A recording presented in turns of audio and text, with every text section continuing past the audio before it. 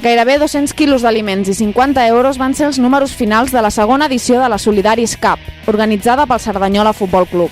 Tots els aliments i diners recollits a la tarda d'ahir han estat entregats a la Regidoria de Benestar Social de Cerdanyola del Vallès. Més de 2 hores de futbol i molta diversió, on es va competir en un quadrangular que enfrontava polítics i regidors, premsa i membres de l'Ajuntament, l'equip del Rotary i directius i personal del Cerdanyola Futbol Club.